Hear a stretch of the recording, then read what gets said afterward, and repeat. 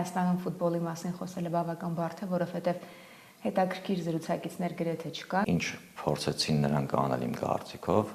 նշեցին մեծ գումար, որ մարդկանց աչքերին դա երևա մեծ գումար, այսինքն մրցավարները բարձր աշխատավարձ են ստանում, մյուս։ Ովքեր չգիտեն, ասեմ, որ Սամվել Հովսեփյանը մեղադրեց ֆեդերացիային մրցավարներին չաջակցելու, չպաշտպանելու աշխատավարձերի, պայմանների եւ շատ այլ հարցերի մեջ։ Համատարած փոփոխություն ալնել, այսինքն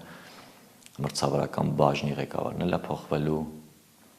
մնացած բաժինների ղեկավարն են փոխվելու։ Մրցավարական բաժնի ղեկավարը իր դիրքում է։ Մրցավարական բաժնի ղեկավարը իր դիրքում չի։ Որքանով են մրցավարները անձամբ առնչվում այդ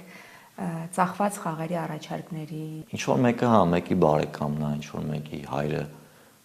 նախկինում մրցավար է եղել, հիմա տեսչական։ Այս դեպքում, երբ որ մրցավարին բռնության է ենթարկել, ծեծել են, այդ մարդիկ ինչ որ մի քանի ամսով զրկվեցին գործունեությունից։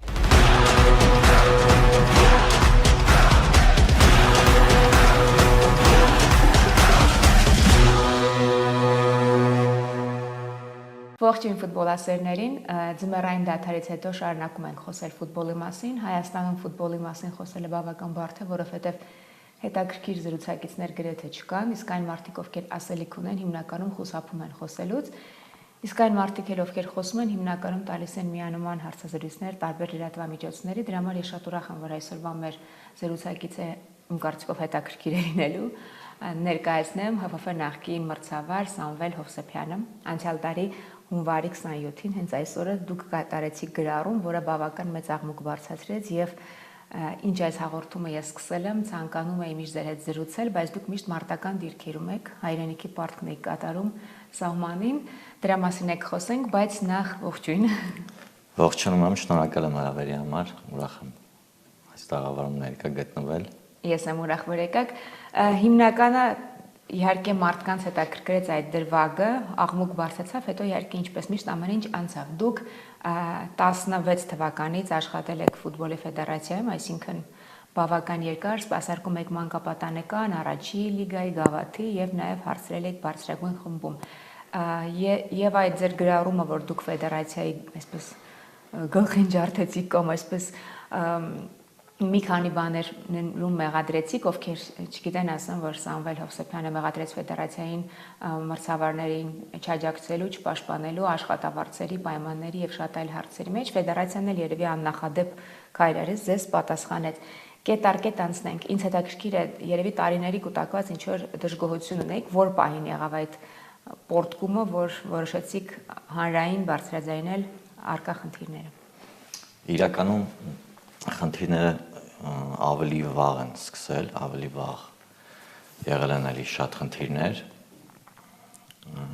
Մի քանի տարի առաջ, որ դեռ չկար ՀՖՖ նախագահի հրաժարականի պահանջ կամ չգիտեմ այլ դժգոհություններ,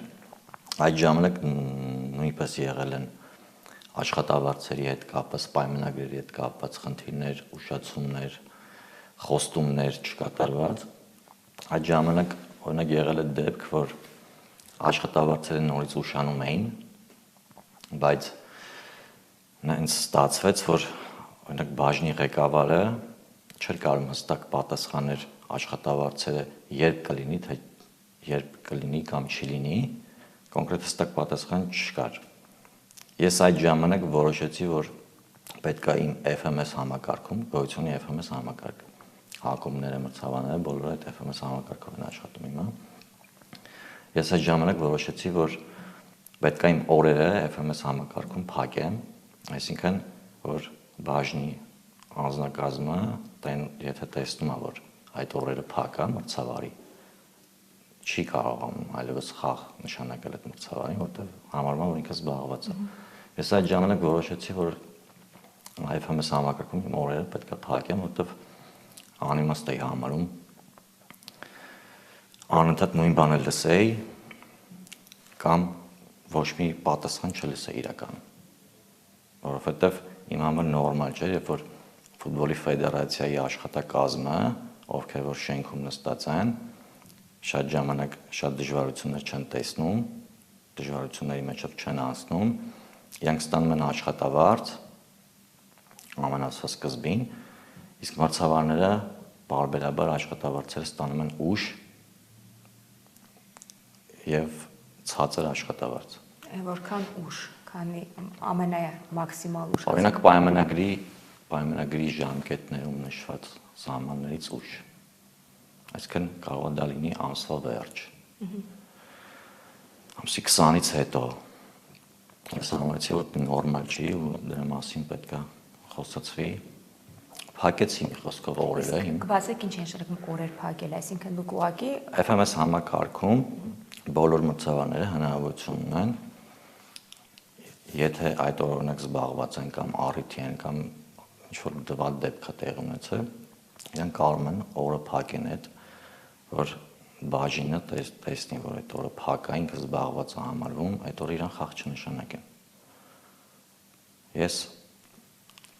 այդ ամեն ինչ խոսակցություններից հետո փակեցի օրը, մի քանի օր փակեցի, որ մի քանի օր ես խաղերի չգնամ, որտեղ այդ նորմալ չի, համար երբ որ մրցավարը պետքա լինեմ անկեղծ, մրցավարը չպետք է էլի գնա ինչ-որ գումար մանգա գտնի կամ պարտքով գումար վերցնի, որ գնա ֆեդերացիայի կազմակերպած խաղերը սպասարկի։ Դա հարգանքի մասին вообще ընդհանրապես կապ չունի, հարգանքի հետ կապ չունի դա։ Երբ որ իրանք ասում են, որ մենք աջակցում ենք մրցավարներին, մենք հարգում ենք մրցավարներին, դա ես չեմ համարում հարգանք, նորմալ չի իմ համար։ Հետևաբար ես որոշեցի նման քայլի գնամ ու դրանից հետո շատ մրցավարներ ոնց որ հետևեցին իմ օրինակին ու FMS համակարգում իրենց օրերը փակեցին։ Երբ որ բաժինը պետք է խաղեր նշանակեր, տեսան, որ շատ մրցավարներ իրենց օրերը փակել են, հետևաբար չեն կարող մրցավարներ նշանակեն խաղերի, այդ խաղերը հնարավոր է նաև վաղներ կամ մյուս օրը չէր կարող տեղի ունենալ այդ խաղերը։ Ու հասունացավ տենց խոսակցություններ տեղի ունեցան, ժողովներ, մյուս կոնֆլիկտ եղավ։ Հետո խոստումներ եղան, որ ամեն ինչ կարգավորվի, այո, մենք հասկանում ենք, որ խնդիրներ կան, այո, բայց իրականում մինչև այսօր ոչ մի փոփոխություն չի եղել, բացի մի քանի փոփոխությունից, որ էական տես նշանակություն չունի, իրականում փոփոխություն չի եղել։ Դուք դուրս եք եկել ֆեդերացիայից, բայց գիտեք, արդյոք կրկին ուշացնում են աշխատավարձը։ Այո։ Եղել է դեպք, որ էլի ուշացրել են։ Նախ այդ իմ դուրս գալուց հետո եղել է, որ հաջորդ ամսվա աշխատավարձը նորից ուշացել է։ Հիմա տեղյակ եմ, որ աշխատավարձերը տալիս են մինչև ամսի 15-ը կամ 15-ը, ամսի 15-ին, բայց իմ պայքարը այն չէր, որ աշխատավարձերը ստանային ամսի 15-ին, որովհետև երբ որ ֆեդերացիայի աշխատակազմը, շենքում նստած աշխատակազմը, որ դժվարությունների միջով չի անցնում, խեմ ասում դժվարությունների միջով, որովհետև մրցավարները իրականում ամեն օր X քանակի գումարներ են ծախսում, ինքնակազմակերպվում են, մեքենա են վարձում, ով չունի մեքենա եւ այլն, գնում են տարբեր մարզեր, ամենանույնիսկ հեռավոր գյուղը, գնում են խաղերը սպասարկում են, ամեն օրվա ռեժիմով։ Պետք է հոգա, ճանապարհածախսերի մասով կա հատուկ ճանապարհածախսերի գումար, կա աշխատավարձի գումար։ Բայց նախկինում այդ ճանապարհածախսերի գումարը շատ չնչին ծիծաղալու թվեր էին։ Այս կոնֆլիկտներից հետո միակ փոփոխությունը, որ եղել է, այդ եղել է ճանապարհածախսերի բարձրացումը։ Բայց այս ընթացքում Արմեն Մելիք-Բեկյանի գլխավորությամբ, երբ որ եղավ ժողով, մինչև իմ դուրս գալը ամենավերջի ժողովը, երբ որ եղավ ժողով, Արմեն Մելիք-Բեկյանը բոլորի ներկայացում հայտարարեց, որ այո, մենք հասկանում ենք, որ կան խնդիրներ, կա քանակի խնդիր եւ այլն, մենք հասկանում ենք, ամեն ինչ անելու ենք, որ փոխվի, մենք պետք է ռեստարտ անենք, ռեստարտ էին հայտարարել, որ հունվարից պետք է նոր աշխատավարձ նոր աշխատավարձեր, նոր պայմանագրեր լինեին, բայց իրականում այդ պայմանագրերը այս պայն, որ աշխատում են մրցավարներ, պայմանագրերը նույն պայմանագրերն են, ինչը որ եղել է նախկինում։ Այսինքն աշխատավարձերի բարձրացում տեղի չունեցել, փոխվել է միայն ճանապարհածախսերի գումարը, որը որ տենց չնչին տոկոս է կազմում։ Դուք ձեր ոնց որ գրառման մեջ նշել եք ֆինանսներ եւ հիմա այլ ֆինանսական մասից խոսեցիք, բայց ուրիշի գրպանը իհարկե մտնել չի կարելի, բայց քանի որ դա հանրային արդեն քննարկման դարձավ թեմա, ֆեդերացիան գրել էր, որ դուք 4 ամիսների ընթացքում վաստակել եք մոտ 1.700.000 դրամ։ Այսպես կողքից նայելով թվում է, թե 4 ամսվա համար Հայաստանի միջին աշխատավարձից բավական բարձր գումար է։ Իհարկե դուք նշեցիք, որ դա հարկված տոկոսը մեջա չի հաշվում, էլի։ Ամեն դեպքում, եթե անգամ հարկված լինի, արդյոք 4 ամսվա համար, սա զուտ որպես կողքից կարծիք մարդկանց, մրցավարների համար դա նորմալ եկամուտ չէ։ Նախ իրականում ՀՖՖ-ն, եւ որքանով տեղյակ եմ, իրավունք չուներ աշխատավարձի թիվ հրապարակեր,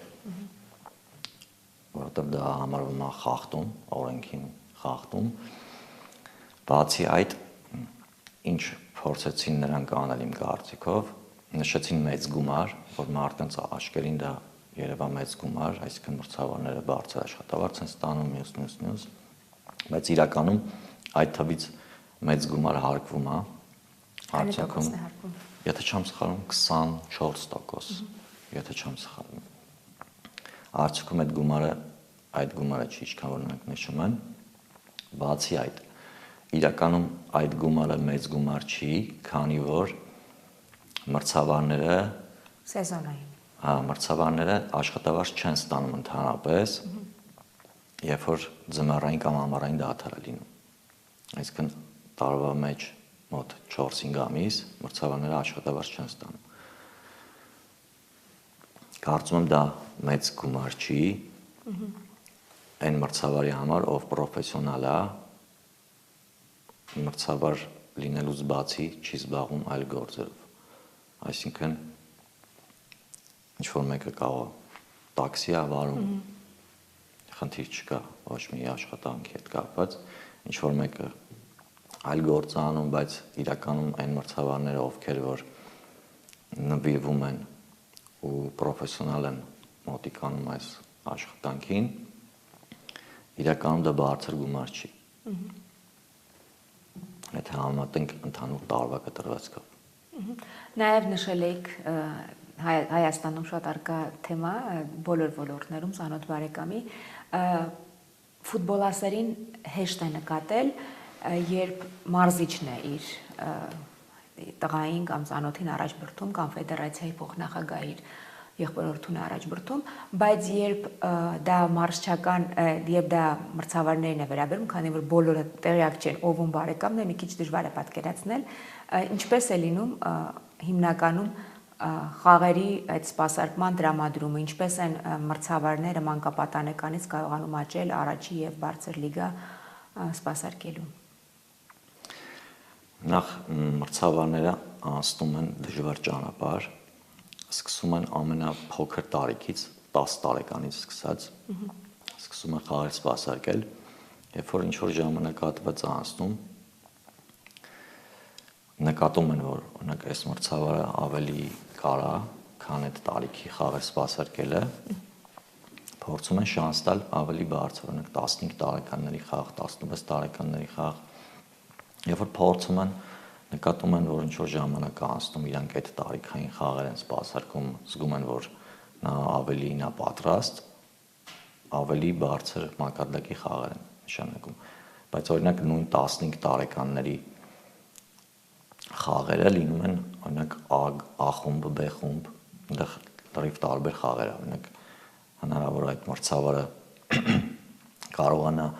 սպասարկել 15 տարեկանների B խմբի ինչ-որ թույլ խաղ, թույլ այն առումը, որ այս թիմը ուժեղ է, այն թիմը թույլ է, խոշոր հաշվիներ են գրանցվում, ինչ-որ դժվարություններ մեծ չի լինում այդ խաղերում, բայց օրինակ 15 տարեկանների խաղեր կա, որ օրինակ Ուրարտու Փյունիկ խաղը միշտ իրանք չեմպիոնության համար են պայքարում, Կան էլի թիմեր, բայց հիմնականում Ուրարտու Փյունիկ պայքարն է միշտ լինում, օրինակ այդ խաղին լինում է մեծ դժվարություններ։ Հնարավոր է 16 տարեկանների B խմբի խաղեր սպասարկեն, 17 տարեկանների խաղեր սպասարկեն, որը որ այդքան էլ դժվար չի, բայց 15 տարեկանների խաղ սպասարկեն, որը որ մեծ դժվարություն կա։ Համեմատական հնարավոր է առաջի խմբից մի քիչ թույլ, բայց լավ խաղ ստացվի։ Ինչով է բացատրվում այդ դժվարությունը։ Բացատրում է, որտեվ լարվածությունը այնտեղ մեծ է շատ։ Ու ոչ միայն տեխնիկական գոտուց, այլ տրիբունաներից ճնշումները մեծ են, որովհետև այդ տարիքային խաղեր կան, որ տրիբունաներում այնքան մարդ է լինում, ինչքան մարդ որ չի լինում բարձրագույն խմբի առաջության խաղերի ժամանակ։ Միանշանակ հետաքրքիր է, որ նման միջավայրում է խաղ սպասարկում, ճնշումները մեծ են եւ այլն, հետեւաբար որոշումներ կայացնելը, կարևոր որոշումներ կայացնելը մի քիչ ավելի բարդ է։ Ժամանակին մանկապատանեկան շատ մրցավարներ, երբ ցած խաղից առաջ կամ հետո զրուցումներ հիմնականը դժգոհում էին ցածր աշխատավարձերից։ Դա ես ասում եմ մոտ 5 տարի առաջ։ Ինչ-որ բան փոխվել է այսօր։ Առասարակ աշխատավարձերի հետ կապված ոչինչ մինչև այսպա չի փոխվել։ Այս ֆեդերացիան գրել էր 120, 160, դա ինչ հաշվարկներ։ Ֆեդերացիան նշել էր 160,000 էր նշել, բայց իրականում մրցավարները գլխավոր մրցավարը ստանում է 120,000 դրամ, եթե չեմ սխալվում, բայց 160,000 չի հաստատ։ Մանկապատանեկան մեկ խաղի համար։ Ոչ, բարձրագույն լիգայի խաղ սպասարկելու համար գլխավոր մրցավարը ստանում էր այդքան աշխատավարձ, բայց դա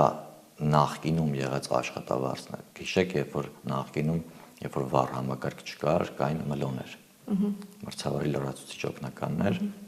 այդ ժամանակ, այսինքն մրցավարական թիմը 4 հոգի չէր, 6 հոգի էր աշխատում, այսինքն այդ գումարը, երբ որ մլոներին հանեցին, մրցավարի լրացուցիչ օգնականներին, այդ գումարը բաշխեցին 4 մրցավարների մեջ կամ 3 մրցավարների մեջ։ Մի խոսքով ես չեմ համարում, որ դա բարձրացնել է աշխատավարձ, որովհետև այսինքն աշխատակազմը տեղաբաշխում եւ աշխատավարձերի կրճատել։ Այսինքն աշխատատեղ են կրճատել, գումարը ինչ որ X չնչին գումար, բայց իրականում եթե մենք վերցնենք, սիրում են չէ բոլորը Վրաստանի օրինակը բերան, երբ որ վերցնենք Վրաստանի օրինակը կամ մյուս հարևան այլ երկրների օրինակները, այնտեղ մրցավարները մեծ գումարներ են ստանում, բարձր աշխատավարձ են ստանում ու իրենց համար ավելի պարտավորեցնող է։ Նույն այնտեղ մրցավարները այլ կարգի միջազգային խաղեր են սպասարկում, մեր մոտ մրցավարները նոր սկսել են ինչ-որ միջազգային խաղեր սպասարկել, որը որ մոտ չէ իրենց սպասարկած խաղերին։ 2016-ից եք սկսել մրցավարություն անել եւ այս ընթացքում 10 տարում ֆուտբոլի ֆեդերացիայի ղեկավարություն փոխվեց։ Դա անդրադարձավ ձեր աշխատանքի որակի վրա, պայմանները բարելավեցին։ Իրականում պայմանները բարելավելու մասով չեմ կարող ինչ-որ նոր բան ասել, որտեվ իրականում չի եղել պայմանների բարելավելը։ Ես չեմ համարում, որ մրցավարները համազգեստ են ստանում, դա պայմանների բարելավում է։ Մրցավարները պետք է լավ տեսք ունենան, լավ մարզահագուստով լինեն, դա նորմալ է, որ պետք է տես լինի։ Ես չեմ համարում, որ դա պայմանների բարելավում, բայց ամեն միջոցառումներին կամ ժողովներին իրանք անդադ այդ ամեն ինչը ոնց որ ներկայացնում են, որ այ տեսեք մենք մարզահագուստներով ապահովել ենք ձեզ մյուս, բայց իրականում դա դի նորմալ է, որ պետք է մարզահագուստով ապահովեք։ Ես տեսա, որ ձեր գրառումներին շատ մարդիկ են արձագանքել եւ հիմնականում ձեր նախկին գոլեգաները, բայց այս տարիների ընթացքում երևի այսպիսի բարձրաձայնում, երևի առաջինն եք, հա, եթե շատերի համար անընդունելի են պայմանները, թեկուզ գումարային առումով, ինչու են բոլորը լռում եւ գուցե իրոք այդ աշխատանքը հարմար է շատերի համար։ Օրինակ, սենց կփորձեմ ասել, մարդիկ սիրում են ֆուտբոլը, ծառայում են ֆուտբոլին։ Նախ ուզում եմ շնորհակալություն հայտնեմ այն մրցավարներին, որ այսքան դժվարությունների միջով անցել են, շարունակում են հասնեն ու ծառայում են ֆուտբոլին։ Մեծ գործ են, կարևոր գործ են իրենք անում։ Ուզում եմ որ շարունակեն նույն տեմպով, որովհետև իրականում փոփոխություններ կարծում որ լինելու են, վստահ եմ որ լինելու են փոփոխություններ, ավելի է բարելավելու մրցավարների ամեն ինչը, պայմանները, մյուս հարգանքը դեպի մրցավարները միանշանակ։ Համար ուզում եմ որ իրենք նույն ձևով շարունակեն, բայց կարծում եմ որ շատ մրցավարներ կան, որ կախվածություն ունեն իմ կարծիքով, չեն կարող ինչ-որ հարցերի մասին բարձր ձայնել, որովհետև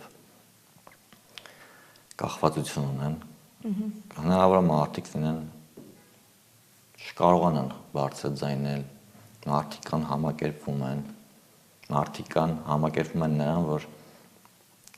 իրենց ոնց որ կարգավիճակը այդքան է,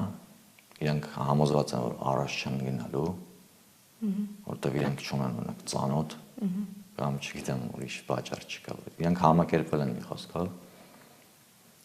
Իսկ ես մտածել եմ որ պետք է պայքարեմ անպայման, որտեղ կաշկանդվածություն չեմ ունեցել երբեք ու գնացի այդ ճանապարհով։ Հիմա քանի որ չեք աշխատում ֆեդերացիայում, իսկ դու այս հարցին կպատասխանեք, դա բոլորը գիտեն, որ հատկապես մեր նման փոքր երկրներում մրցավարությունը միշտ կոռուպցիայի հետ առերեսվել է, անգամ բազմաթիվ խաղեր կան, որ ակնհայտ բոլորը տեսել են, եղել են դեպքեր, որ ընդունվել է, եղել են դեպքեր, որ կոծկվե գնացել է, բայց խնդրեմ անկեղծ ասեք, որքանով են մրցավարները անձամբ առնչվում այդ ծախված խաղերի առաջարկների, որքանով են ներգրաված։ Սենց կարող եմ պատասխանել, օրինակ կոռուպցիայի մասով իմ հետ չի եղել օրինակ դեպք, որ ինչ-որ ինձ առաջարկեն X գործարք, հնարավոր է իմ ամբիցիաները կամ ինձ ճանաչելով է եղել տենց, բայց տեղյակ չեմ նաև դեպքերից, որ ինչ-որ մեկը կապված այդ կոռուպցիոն սխեմայի հետ։ Եթե կա կոռուպցիոն սխեմա, եղել է կոռուպցիոն սխեմա, այս ընթացքում ոչ մի մրցավար, ոչ մի կոռուպցիոն սխեմայով չի սպասել, ոչ չի շարունակել առողջությունը։ Չէ, չկա նման դեպք իրականում։ Ինչ-որ մեկին մեղադրեն կոռուպցիոն սխեմայի մեջ ու իրան հեռացնեն։ Չի դատապարտվում, բայց բարձրաձայնվում է նույն Արարատակում անցյալ տարի բազմաթիվ անգամ դրվագներով, փաստերով փորձում էր ապացուցել, թե իրենց դեմ ինչեր է արվում, ժամանակին նույն բանը անում էր Փյունիկը, երբ մրցավարական դեպարտամենտի հետ խնդիր ուներ, եթե կհիշեք 18-19 թվականին Ուրարտուն էր իր մրցավարը ուներ, որին դեմ էր, բայց ինձ թվում է դուք էլ որոշ խաղեր դիտելով տեսնում եք, որ այնտեղ զուտ տեխնիկական խնդիրների կամ սխալների։ Օրինակ սենց կարող եմ պատասխանել Վերա ջան։ Իմ մրցավար եղած ժամանակահատվածում ֆուտբոլային համայնքը իմ կարծիքով փոքր է։ Այնտեղ ինչ-որ բաներ եթե լինում են, հաստատ մի օր այդ ինֆորմացիան դուրս է գալիս։ Կամ ինչ-որ մի ձևով այդ ամեն ինչը մարդիկ իմանում են, նամանավանդ ես կամ մի քանի հոգի առասարակ ովքեր որ հետաքրքրված են, հաստատ կիմանային, որ օրինակ X խաղին X գործողություն է եղել, բայց չեմ կարող հաստատ ինչ-որ բան ասել, որովհետև ես կոնկրետ ապացույց չունեմ, ոչ մեկ չունի ապացույց, ոչ էլ կարող մեղադրեմ ինչ-որ մրցավարի։ Դե ապացույց եթե լիներ, ինձ թվում է արդեն քրեական հոդվածներ կլինեն։ Դուք հիշում եք 19 թվականի Փյունիկ Լոռի խաղը, չեմպիոնական։ Դիտել եք խաղը։ Այո։ Խաղի ընթացքում ըստ ձեզ ամեն ինչ դիտելու ընթացքում ձեզ համար ամեն ինչ նորմալ էր։ Իմ կարծիքով ամեն ինչ նորմալ է եղել։ Կարող է մի քանի որոշումներ, օրինակ տուգանային հարվածի նշանակումի հետ կապված, որը որ որոշիչ տեղում չի, դիրքում չի, կամ մրցավարական սխալ լինի, որ նորմալ է բոլոր խաղերին լինում, չկա տենց խաղ, ոչ Եվրոպայի հարստությունում, ոչ աշխարհի հարստությունում չկա տենց խաղ, որ մրցավարական սխալ չլինի։ Հնարավոր բան չի, որ մրցավարական սխալ չլինի, բայց ինչը վերաբերում է այն դրվագին, ինչը որ դուք նկատի ունեք, դրվագներին։ Կոնկրետ չէ, դրվագի մասին եմ ուզում խոսամ։ Ես նկատի ունեի 11 մետրանոց չնշանակելը եւ այնտեղ գոլը չհաշվելը, որը մի քանի րոպեում ինձ թվում է ակնհայտ։ Ես օրինակ այդ 11 մետրանոցի մասին կուզենամ ասեմ, որ երբ որ ես վերլուծել եմ դրվագը, ես իմ համար ակնհայտ եղա, որ գլխավոր մրցավարի տեսադաշտը փակ է եղել։ Իսկ կողքի մրցավարը այլ ուրիշ բան, երբ որ իրան օգնեին օրինակ, օգնեցին կողքի մրցավարը եզրայինը բարձրացրել էր։ Չէ, 11 մետրանոց նշանակելու մասին է խոսքը, այլ ուրիշ բան լինում է, որ օգնում են, բայց ոչ մի մրցավարի օգնական տուգանային հրապարակի մեջ իրավունք չունի օգնի, շատ հազվադեպ դեպքեր է լինում, երբ որ ինչ-որ ակնհայտ է լինում կամ չգիտեմ ինչ-որ բան, իրանք փորձում են օգնել, բայց նմանատիպ խաղերում ոչ մի մրցավարի օգնական ինձ թվում է ուժ չէր գտնի այդքան օգներ, եթե դաժե իր համար մեկը ամեն դեպքում գլխավոր մրցավարն էր որոշելու, գլխավոր մրցավարը իրականում չէր տեսե, որտեղ իր տեսադաշտը փակ էր եղել, որտեղ իմ վերլուծության արդյունքում էլ եմ այստենց կարծում, դրա համար եղել այդ սխալը, ինչը որ ազդել է որոշիչ գնահատականի վրա, բայց կարծում եմ Այսինքն մրցավարների մեջ կա այդ իրար հանդեպ կոռեկտությունը, հա, երևի անգամ ակնհայտ սխալների դեպքում։ Իսկ եղել են խաղեր, որ ամեն դեպքում դիտել եք եւ նկատել եք։ Անուններ չտանք, խաղեր չտանք, բայց Հայաստանի առաջնությունում հասկացել եք, որ այստեղ պայմանավորված խաղեր են։ Իմ կարծիքով չեմ կարողանում բան ասել, որովհետեւ միշտ չի, որ մենք կարողանում ենք նայենք այդ խաղերը կամ դրվագները կամ առասարակ ֆեդերացիոն ժողովների ժամանակ միշտ սխալ դրվագներ է, որ դրվագներ է լինում, մրցավարը սխալվում է, սխալ որոշում է կայացնում, այդ դրվագները միշտ նայում են, վերլուծում են, ու այդ վերլուծության արդյունքում օրինակ կարող է բաժնի ղեկավարը օրինակ X մրցավարին հարցնի օրինակ այս դրվագում ինչու է կայացրել այս որոշումը։ Ինքը մեկնաբանում օրինակ խիակայացրել այդ որոշումը, որովհետև օրինակ տեսադաշտը փակ էր կամ իմ կողմից այսպես այրված է, սխալներ են, որ կապված է տեսնելու հետ, որ դիրքից ես տեսնում։ Մի քիչ լիրիկական հարց կլինի, բայց երևի դուք այն ժամանակ լավ երիտասարդ եք, 2009-ի Բարսելոնա-Չելսի խաղին Էվրոպայում նույնպես տեսադաշտ չուներ ամբողջ խաղում։ Ես կարծում եմ այդ խաղը ամենա պատմության մեջ երևի իմ համար ամենա մրցավարական առումով կոռուպցիոն խաղն է եղել։ Ես այդ խաղի մասին կարող եմ վստահ ասեմ, որ այդ խաղը կոռուպցիա է այդ խաղում, որտեղ ոչ մի մրցավար չէր կարող ուղղակի տենց որոշումներ կայացնել։ Ակումբային ինչ նախասիրություններ ունեք։ Ակումբային ինչն է։ Այո, համաշխարհային ֆուտբոլում, որ ակումբին եք սատարում։ Միլանին, մանկուց Միլանին եմ երկրպագ է։ Սիրած ֆուտբոլիստը Պաուլո Մալդինին է եղել։ Ես սպասում եի ուրիշ պատասխան երևի։ Իսկ եթե վերադառնանք մեր թեմաներին, այսինքն մրցավարական գործողությունները հետ վերահսկվում են։ Միշտ կա խաղերի վերլուծություն եւ միշտ լինում է խաղերի վերլուծություն, բայց դա իմ կարծիքով շատ քիչ է լինում, որովհետեւ կախված խաղերի քանակից, այսինքն մրցավարները չլինում այնպես, որ մրցավարները օրինակ X օրը ազատ լինեն, որ բոլորը կարող են մասնակցել ժողովներին։ Խաղերի քանակի շատ լինելու պատճառով, մրցավարների զբաղվածություն լինելու պատճառով այդ վերլուծությունները, քննարկումները իմ կարծիքով քիչ է լինում։ Մնացած առումով խնդիրների մասին ինձ թվում է կարելի է խոսալ։ Երբ իմ նշած դրվագը եղավ Փյունիկի չեմպիոնության հետ կապված, ֆեդերացիան հետո ընդունեց իր սխալը, որ բաց էին թողել եւ խաղը մրցավարը զրկվեց 1 տարի Պրեմիեր լիգայի խաղերը սպասարկելուց եւ այդ ժամանակ բարեփոխումներ սկսեցին։ Մրցավարական դեպարտամենտը վստահվեց լեհական, այսպես պատվիրակությանը, չէ, որոնք եկան եւ 1 թե 2 տարի արդեն չեմ հիշում աշխատեցին։ Ինչ փոփոխություններ նրանք բերեցին եւ արդյոք դա արդարացված էր հաշվի առնելով նաեւ որ երևի ծախսերն էլ էին շատ արտասահմանցի մասնագետների աշխատանքով։ Երբ որ լեհ մասնագետները եկան Հայաստան մրցավարական բաժինը ղեկավարելու, այդ ժամանակ իրենք սկսեցին իրենց համար մրցավարներ բացահայտել, ընդհանուր բոլորի խաղերը նայել, հասկանալ ով ինչ է ընդունակ, ու սկսեցին երիտասարդներին ավելի շատ հնարավորություն տալ, փորձել, նայել, հասկանալ։ Այդ մասով կարծում եմ ինչ-որ մարդիկ եղան, որ մրցավարներ եղան այդ ժամանակ, որ ինչ-որ փոքրիկ առաջընթաց գրանցեցին, որտեղ անընդհատ լեհ մասնագետները փորձում էին, խաղերին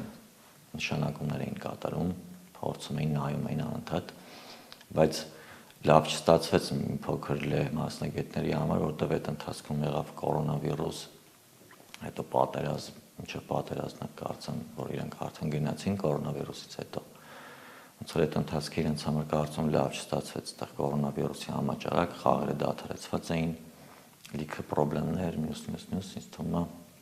կարճ տևեց, դրա համար ինչ-որ տենց էական փոփոխություններ չեղան։ Այսինքն տեսանելի ոչ մի բան։ Տեսանելի կարծում ոչ մի փոփոխություն չի եղել։ Ու ինչ որ եղել է մրցավարներին մի փոքր շանս տալու մասով կարծում տենց լուրջ փոփոխության մասին չի խոսքը։ Դուք փաստորեն 8 տարի աշխատել եք ֆեդերացիայում եւ նշել եք, որ 1 խաղ եք սպասարկել բարձրագույն լիգայում։ Դա նորմալ ընթացք է մրցավարի համար, թե ավելի շուտ է հաջողվում այլ մրցավարներին այդ օլիմպին բարձրանալ։ Ոչ, իրականում նորմալ ընթացք չի, որովհետեւ ես դեռ 20-21 թվականից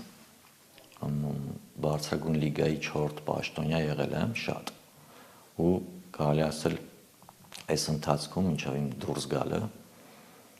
հիմնականում լարված խաղերի 4 պաշտոնյան է լինում, որովհետև 4 պաշտոնյայի աշխատանքը իրականում շատ ծանր է, որովհետև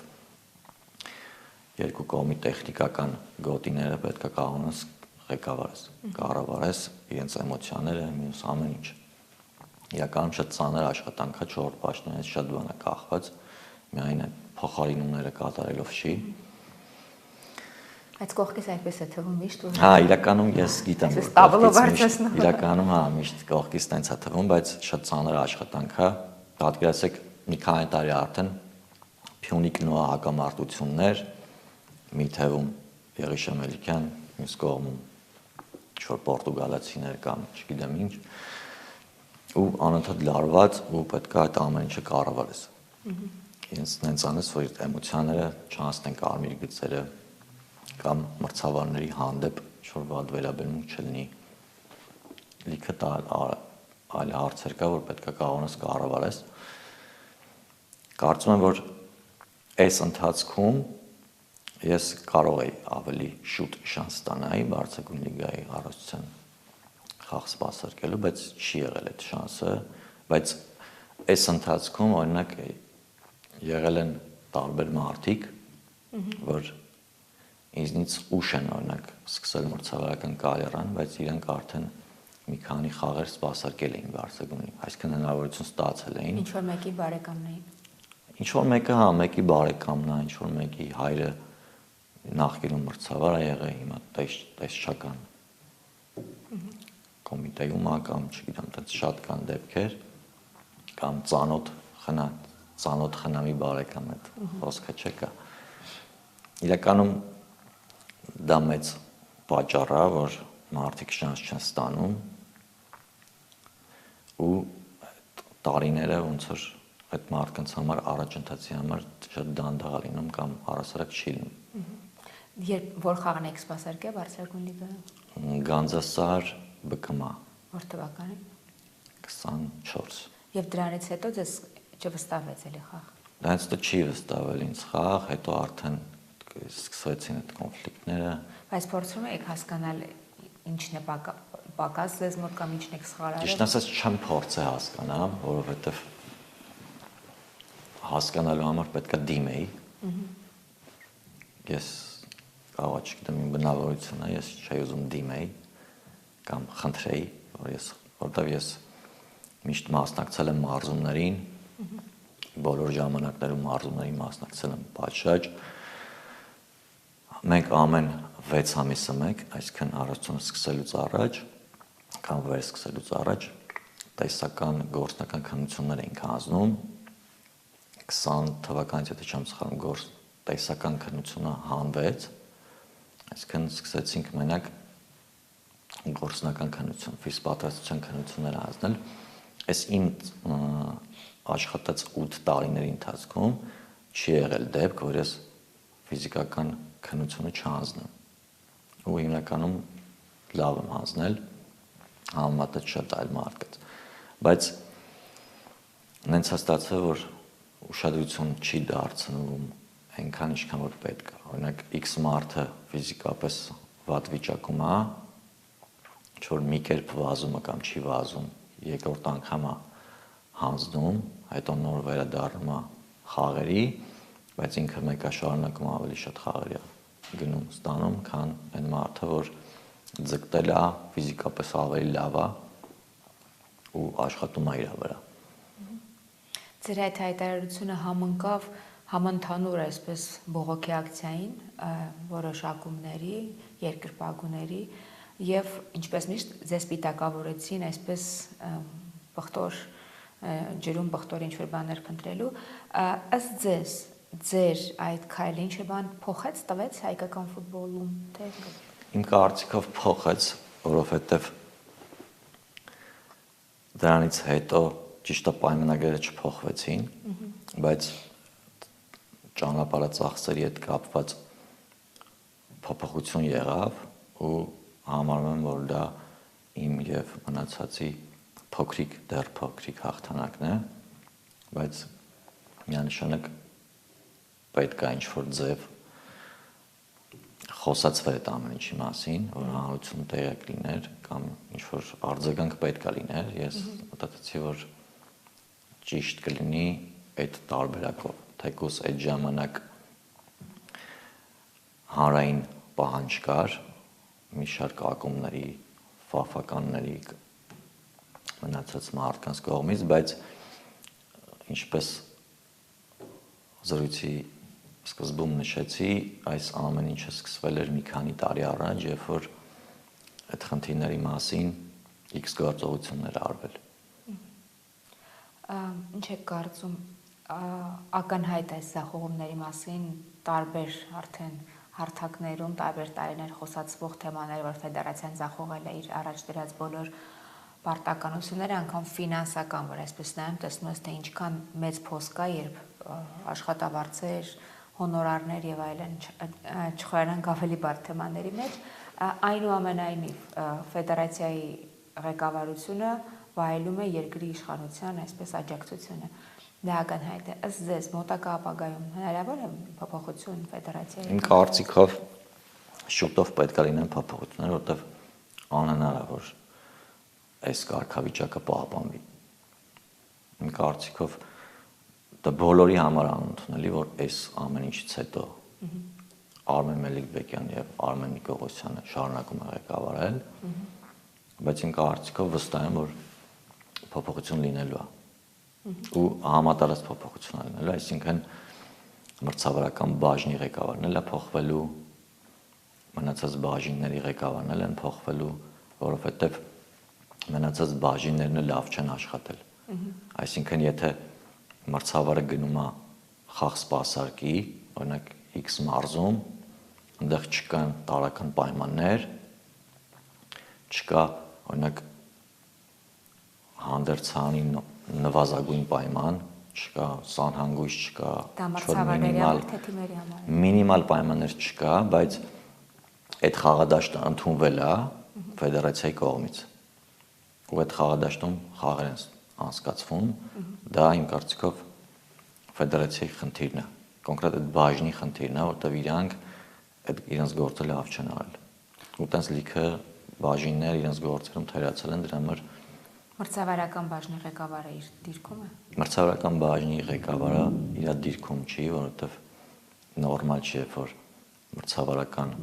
բաժնի ղեկավարը իր որդին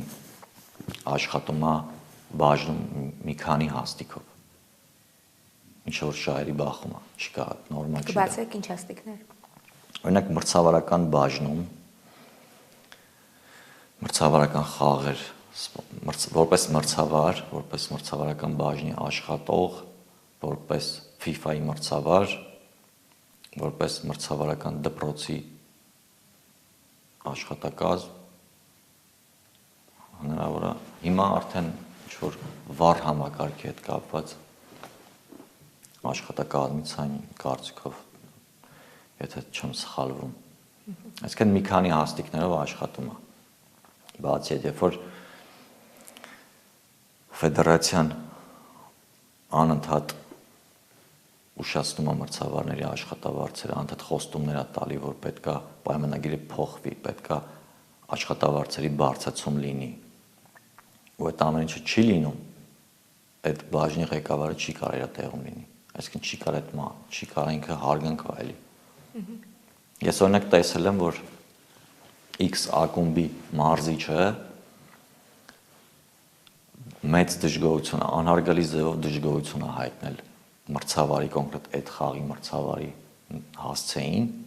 բայց այն արձագանքը, այն պաշտպանությունը, որ ես կուզեի, որ լիներ, որպես կողքից մարդ, այդ արձագանքը չի եղել։ Այսինքն այն որտեվ ես համարում եմ, որ ինքը չի կարա, ինքը այլևս չի կարա նման արձագանք տա կամ այդ հարգանքը ինքը իմ կարծիքով չունի։ Ինչպես ասում են, այդքան չկա, հա, երբ այդ տարբերակը։ Կարծում եմ, որտեվ եթե մարդուն չեն հարգում, նման ձևի են վերաբերվում, արտահայտվում այդ մարդկանց, իմ կարծիքով այդ պատկերը դրա համար է։ Քանի որ խոսեցիք այդ թեմայի մասին, նոյեմբերին, հա, կրկին դեպք եղավ Արմեն Խաչատրյան մրցավարի հետ կապված, երբ նրան ծեծել էին։ Ինչ արձագանք եղավ եւ ինչպես եթե հետևել եք ընթացքին, ովքեր կրեցին պատիժներ։ Իրականում եթե հանրային արձագանք չունենար այդ դեպքը, իմ կարծիքով ֆեդերացիան Մանրամասնեք երևի մարդիկ կան, որ չգիտեն, անցյալ տարի այս հերթական դեպքն եղավ եւ մրցավարի Խորեն Հովհաննիսյանի անվան մարզադաշտում տեղի ունեցել մանկապատանեկան կառավարության խաղ, այդ խաղի ընթացքում մարզիչի ու մրցավարի միջև խոսակցություն էր եղել, կոնֆլիկտ ու բանը հասել նրան, որ այլ մարդիկ էին մոտիկացել ու հենց խաղադաշտում ծեծի էին ենթարկել մրցավարի։ Երեխաների, ծնողների, մրցավարի օգնականները եղել էին կին մրցավարներ, բոլորի աչքի առաջ, այսինքն մրցավարի նկատմամբ բռնություն էր տեղի ունեցել։ Այդ մասին արձագանք մի քանի օր իմ կարծիքով չեղավ,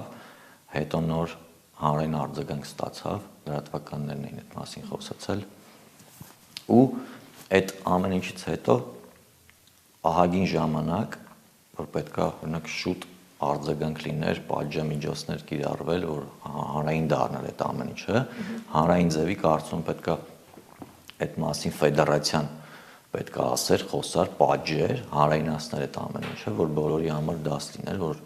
նման դեպքերի համար լինում են sense պատիժներ ու այդ ամեն ինչը շարունակվելու է։ Կարծում եմ, որ պետքա կոչ անեին բոլոր ֆուտբոլային հանրությանը, որ նման դեպքեր տեղի չունենան։ Բայց նման բան չեղավ, առհասարակ եղավ հակառակը։ Դադար տեղի ունեցավ։ Հետո նոր որոշում կայացվեց, որ XXX մարդիկ պետքա պատժվեն, բայց ես ուզում եմ հասկանամ խի օրինակ X պատիժը կրեն այդ մարդիկ, բայց եթե նույն բանի համար Փյունիկում եղավ գիշեք դեպք, երբ որ մրցավարին հարվածեցին, այդ ֆուտբոլիստը զրկվեց ֆուտբոլային գործունեությունից, բայց այս դեպքում երբ որ մրցավարին բռնության է ենթարկել ծեծել են, այդ մարդիկ ինչ որ մի քանի ամսով զրկվեցին գործունեությունից, բայց կարծում եմ, որ այդ մարդիկ այս պահին ֆուտբոլային գործունեությամբ զբաղվում են էլի։ Այսինքն զրկվեցին, որ չեն կարող մասնակցել խաղերին, բայց իրականում իրանք տուն իրենց գործունեությունը ծավալելու են։ Նույն Խորեն Հովհաննեսյանի ակադեմիայի մասին այսպես ծնողներից լսել եմ շատ, որ այսպես իհարկե բացահայտ բռնություններ չէ, բայց որ նույն մարզիչները երեխաների հանդեպ ինչ որ ոչ հարգալից բառեր են օգտագործում, դրա համար ինձ հետաքրքիր է, որպես մանկապատանեկանի մրցավար, որ ակադեմիաներում էր հեշտ աշխատել, որ ակումբների հետ եւ որտեղ արդեն լարված էիք գնում խաղեր։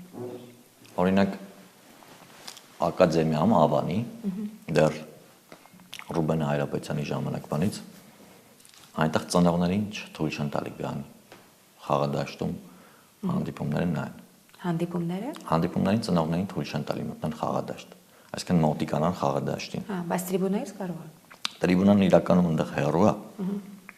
Ինչ որ տենց լարվածություն կամ միջամտություն չեն կարող ստեղծեն։ Մնացած տեղերում օրինակ Ուրարտուում, Փյունիկում միշտ լարվածությունը կա ու եթե չեմ սխալվում, ամենաշատ որ կոնֆլիկտային դեպքերը եղել են Ուրարտուում։ Մրցավարների նկատմամբ եւ այլն եւ բռնության դեպքեր են նույնիսկ եղել։ Ծնողների կողմից։ Ծնողների կողմից, այո։ Հանդիսատեսների կողմից անարգալից վերաբերում շատ է եղել։ Եղել է մի դեպք դաժե, որ ուզեցել են արգել են ծնողներին խաղադաշտից արդեն դիտեն խաղերը, հետո հիմա կարծում եմ նույնպես շարունակվում է։ Իսկ լինում է, որ հետո այն մրցավարին հետապնդում խաղը ավարտվում է, հետո այդ հայավարի գալի գտնում է խոսակցություններ ընթանում։ Կարող է եղած լինի 1-2 դեպք, բայց տենց հանրային արձագանք չի ունեցել, ոչ էլ այդ մասին քննարկվել է։ Ոնց որ ժամանակին միշտ ասվում էր Հայաստանում ուսուցիչների աշխատանքը գնահատված չէ։ Կարող եք ասել, որ այսօր Հայաստանում մրցավարների աշխատանքը ըստ իրենց կատարած աշխատանքի ծավալի արժանավորինս չի գնահատվում։ Այո, միանշանակ մրցավարներին Հայաստանում ֆուտբոլային հարությունը չի գնահատում այնպես ինչ որ պետք է, որտեղ ամբողջ աշխարհում նույն FIFA-ն, UEFA-ն ինչ-որ վիդեոներ են նկարանում անընդհատ մարդկանց հանրությանը ֆուտբոլային, այդ վիդեոների միջոցով կամ խոսքի միջոցով ասում են, որ մրցավարը կարևոր մարդն է ֆուտբոլում, այսինքն no referee, no party, այսինքն չկա մրցավար, չկա խաղ, բայց Հայաստանում լրիվ այլ է, մրցավարը օրինակ կարող է գնա խաղի, բայց ինքը վստահ չի, այդ խաղից ինքը հետ կգա, թե հետ չի գա, կամ ինչ վիճակով հետ կգա։ Էքստրեմալ բաներ կա։ Էքստրեմալ, հա, բացի այդ անհարգալից վերաբերմունքը շատ է, դա այն դեպքում, որ մրցավարը նույն ձեր նշած ուսուցչի աշխատավարձի կարգավիճակով է, ցածր աշխատավարձով գնում է այդ խաղերը սպասարկում է, ծառայում է ֆուտբոլին, բայց ինչ որ մեկը օրինակ կարող է այնտեղից մի փոքր ինչ որ չնչին սխալի համար ինչ որ վիրավորի վերևից, հոգեբանորեն այդ մարդու համար նորմալ չի արդեն։ Կամ ինքը չի էլ շարունակի աշխատել, կամ հնարավոր է իրեն չկարողանա տիրապետի ու պատասխանի այդ մարդուն։ Օրինակ իմ հետ եղել է, որ լարված խաղ եմ սպասարկել, ինչ որ մի հատ չնչին սխալ է եղել դաշտի կենտրոնում, որը ոչ մի իրական նշանակություն չէր կարող ունենալ, ինչ որ արտահայտություն եմ լսել տրիբունայից, օրինակ ես ինչ չեմ զսպել, պատասխանել եմ այդ մարդուն ու այդ բոլորի ներկայությամբ, որտեվ ինքը բոլորի ներկայությամբ վիրավորում է, չեմ ասում կարմիր գծերը անցնում է, բայց վիրավորում է ու ես այդ բանը կարծել եմ, որ պետք է ես իրեն պատասխանեմ, որտեվ ոչ մեկ իրավունք չունի։ Իսկ նկատողություն ստացել եք հետո։ Ոչ։ Այսինքն մրցավարը ամեն դեպքում իրավունք ունի։ Մրցավարը իրավունք չունի տրիբունային պատասխանի, մրցավարը իրավունք չունի, օրինակ տեխնիկական գոտում պատասխանի, գոյությունի դեղին կամ կարմիր քարտ խախտում արել, պետք է պատժվի, բայց դեպքեր կան, որ պետք է իրենք ստանան իրենց պատիժը, որտեվ երբ որ ինքը հանրության ներկայությամբ վիրավորվում մրցավարին, հետո գալիս է հանդերձան ներողություն է խնդրում, այդ հանրությունը չի տենում, որ այդ մարդը գնացել է ներողություն է խնդրել։ Ինչ-որ դեպքեր կան, որ պետք է հանրային ձևի այդ նույն այդ հանրության մոտ ինքը պետք է իր պատասխանը ստանա։ Ցավալի է, որ դա երեխաների խաղերի ժամանակ ելնում եւ ոնց որ երեխաների հոգեբանության եւ ապագա կրթության վրա է ազդում։ Ձեր նշած բոլոր դժվարությունների այնուամենայնիվ կլինեն մարդիկ, ովքեր կցանկանան դառնալ մրցավարներ, որովհետեւ ես ոնց հասկանում եմ, մրցավար հիմնականում դառնում են այն մարդիկ, ովքեր սիրում են ֆուտբոլը, բայց ֆուտբոլիստ չեն դարձել։ Հետաքրքիր է ձեր պատմությունը ինչ եք դարձել մրցավար եւ եթե հիմա երեխաները կամ երիտասարդները արդեն իրենց տեսնում են որպես մրցավար, Հայաստանում ինչպես է այդ դասընթացները պատրաստումը լինում։ Ես նախկինում պարապել եմ ֆուտբոլով, վնասվածքի պատճառով դադարեցրել եմ կարիերաս, անհետև զորակոչվել եմ բանակ։ Երբ որ վերադարձել էի բանակից, մոտ 3-4 տարի անց արդեն հայրս էր նկատել հայտարարությունը ու խորհուրդ տվեց, ընդունեցի հորս խորհուրդը, ընդունվեցի, մասնակցեցի դասընթացներին, տոքանություններին ու ընդգրկվեցի արդեն մրցավարական կազմ։ Ու սկսվեց արդեն դժվար այդ ճանապարհը։ Իսկ այն մարդկանց, ովքեր որ սիրում են ֆուտբոլը, ուզում են չեն կարողացել դառնալ լավ ֆուտբոլիստ կամ ֆուտբոլիստ առասարակ, ուզում են լինել ֆուտբոլում, կարող են իրենց մասնակցություն ունենալ, փորձել դառնալ մրցավար, որովհետև մրցավարը իրականում կարևոր մարդ է, խաղադաշտում ամենակարևոր մարդն է։ Ինչպես են դառնում հիմա Հայաստանում։ Մրցավարական դպրոց գոյություն ունի, դիմում են ՀՖՖ, ընդունվում են դասընթացների են մասնակցում 6 ամիս, եթե չեմ սխալվում, դասընթացների մասնակցում են, այնուհետև տեսական եւ գործնական քննություններ են հանձնում, եթե հանձնում են այդ քննությունները համապատասխանում են չափանիշներին, արդեն ընդգրկվում են մրցավարական կազմ։ Իսկ դա վճարովի է։ Ոչ, բացարձակ անվճար է, բոլոր ծախսերը եւ այդ ամեն ինչը դասընթացները կազմակերպում է ՀՖՖ-ն, այն մարդիկ, ովքեր որ ցանկանում են, կարող են միանշանակ մասնակցել դասընթացներին, որտեղ համոզված եմ, որ ապագայում փոփոխություններ կլինեն, մրցավարական պայմանները, թե աշխատավարձերի, թե հարգանքի մասով փոփոխություններ լինելու են հաստատ։ Այո, շատ է խոսվում Հայաստանում մանկապատանեկան մարզիչների, մրցավարների, աշխատավարձերի բարձրացման, նրանց հանդեպ հարգանքի։ Հուսանք, որ այդ օրը կգա, կմոտենա։ Շատ հետաքրքիր էր ձեր անցումը, այսպես ֆուտբոլային կարիերայից հետո եւ ձեր Facebook-ը նայում էի, պատրաստվում էի հարցազրույցին, տեսա, որ գրեթե միշտ դիրքերում եք, հա, սահմանին հայրենիքն եք պաշտպանում, ինչու որոշումը այդպես կտրուկ եղավ եւ եւս մեկ հարց ինձ ուղղակի հետաքրքիր է նույն հարցի մեջ շատերին հիմա մի քիչ դժվար է պատկերացնել ինչ է նշանակում այսօր հայրենիք պաշտպանելը հաշվի առնելով այս գեոպոլիտիկան եւ այն որ մի տեսակ մեր մեջ կոտրվել է այդ հասկացությունը որ մենք մեր սահմանը կարող ենք պաշտպանել։ Ոչ, իրականում Վերա ջան, հայրենիքի պաշտպանությունը չի սկսվել հիմա իմ համար, որտեղ երբ որ ես բանակում ծառայում էի Արցախում երբ որ ծառայում էի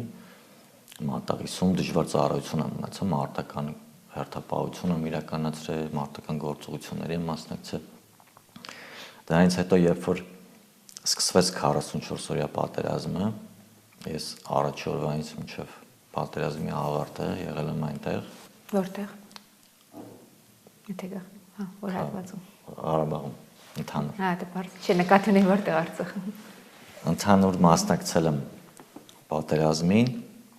առաջ օրվանից մինչև վերջի օրը դրանից հետո երբ որ եկա կարճ ժամանակ անցավ համոզեցի ինձ փորձեցի որ նորից սկսեմ պարապմունքները ընդգրկվեմ կազմ այնուհետև նորից եղավ մի քանի տարի ընդմիջումներով եղավ մարտական գործողություններ, այդ ժամանակ նույնպես թողեցի, գնացի մասնակցեցի ամեն անգամ ինչ-որ կարծում եմ այդ ամեն ինչն էլ է ազդել իմ կարիերայի առաջընթացին, բայց ոչ մի վարքան ափսոսալու բան չունեմ։ Ուրախ եմ հպարտ եմ, որ կարողացել եմ մասնակցել, իմ ներդրում ունենալ։ Հիմա էլի շարունակում եմ։ Որքան հաճախ դիրքերը։ Այս պայն տենց կոնկրետ հիմա թվեր չասեմ, բայց հիմնականում կարող է 1 ամիս, 2 ամիս ընդմիջում, հետո նորից տարբեր հաճախականությամբ լինում է մարտական հերթապահության։ Այսպես ոչ ֆուտբոլային հարց է, բայց կրկնեմ, ինձ եւ շատ մարդկանց, ովքեր հետևում են նորություններին այսպես ընթերցողի աչքերով եւ տեսնելով ինչ է կատարվում երկրում, մի քիչ դժվար է պատկերացնել ինչ է նշանակում այսօր սահման հսկել, երբ հասկանում ես, որ սահմանները այլ կերպ են հսկվում։ Մի քիչ կարող է մանրամասնես։ Իրականում ես զգում եմ, որ հիմա ավելի անհրաժեշտ է այնտեղ լինել, որտեղ կարիքը կա, ես զգում եմ, որ կարիքը կա։ Երկրապահ կամավորականների հետ միասին մասնակցում եմ մարտական հերթապահության։ Այս պայն դժվար է, թե ձմռան ամիսներին հատկապես ավելի դժվար է։ Դրա համար հիմա որոշում եմ կայացրել, որ այս ամենադժվար ժամանակահատվածում լինեմ սահմանում։ Սահմանում լինելը իմ համար ես այնտեղ հոգևոր սնունդ եմ ստանում։ Կարող է մարդիկ չհասկանան, բայց այն մարդիկ, ովքեր որ այնտեղ եղել են, լինում են, գիտեն թե դա ինչ է, ես ինձ այնտեղ լավ եմ զգում, միշտ այդպես է եղել։ Ես այնտեղ ինձ լավ եմ զգացել, հպարտ եմ զգացել ու շարունակել եմ այդ գործը։ Ամեն դեպքում ես ինչ-որ ներքին զգացողություն ունեմ, իսկ իմ ինտուիցիան միշտ ճիշտ է, որ դու դեռ ֆուտբոլ վերադառնալու ես։ Եվ աշխատելու ես այդտեղ։ Վերջում այսպես մենք փոքրիկ բլից ունենք, որպեսզի քո նախասիրությունները հասկանանք, որպես իհարկե մրցավար, աշխատած որպես մրցավար, լավագույն մրցավարը ֆուտբոլում, որ դու տեսել ես։ Պերլուիջի Կոլինը։ Իսկ վատագույնը։ Վատագույնը ձեր նշած Չելսի Բարսելոնա խաղի մրցավարը, իր անունը չեմ հիշում ճիշտն ասած։ Էվրեբո անունը ես չեմ հիշում։ Չեմ ուզում հիշեմ իր անունը։ Իսկ ամենակոպիտ մրցավարական սխալը ֆուտբոլում։ Ֆուտբոլային կոպիտ սխալը ինձ թվում է նույն այդ խաղի դրվագներն են ամենակոպիտ սխալները եղել։ Կա ինչ-որ ֆուտբոլային նորարարություն, որ առաջարկվում է դեռ ընդունված չի, ինչպես ժամանակին վառն է, որ դու գտնում ես, որ պարտադիր է ֆուտբոլում լինի։ Կարծում եմ ոչ էս բան։ Հայկական նորագույն ֆուտբոլի պատմությունում 92 թվականից սկսած ով է եղել լավագույն հայ մրցավարը։ Հայ մրցավար